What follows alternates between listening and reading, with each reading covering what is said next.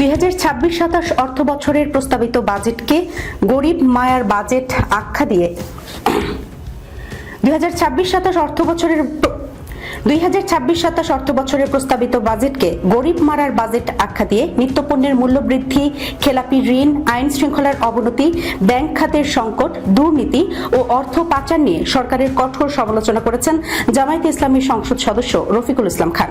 তিনি বলেন, যে সরকার নিজের দলের মানুষের জীবনই নিরাপদ রাখতে পারছে না, সেই সরকারের কাছে সাধারণ মানুষের নিরাপত্তা আশা করা যায় না। আজ শনিবার জাতীয় সংসদে 2026-27 অর্থ বছরের প্রস্তাবিত বাজেটের উপর সাধারণ আলোচনায় অংশ নিয়ে রফিকুল ইসলাম এই কথা বলেন। ডেপুটি স্পিকার কায়সার কামাল অধিবেশনে সভাপতিত্ব করেন।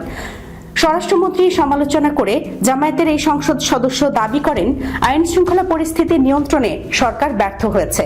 তার ভাষায় স্বরাষ্ট্রমন্ত্রী সব মন্ত্রণালয়ে প্রক্সি দেন, কিন্তু আইন শৃঙ্খলা রক্ষার ক্ষেত্রে সফল হতে পারেননি। তিনি বলেন, দেশে হত্যা, অপহরণ, ধর্ষণ ও মাদকের বিস্তার উদ্বেগজনক পর্যায়ে পৌঁছেছে, যা মানুষের জানমাল ও সম্মানের নিরাপত্তা নিয়ে প্রশ্ন তৈরি করেছে।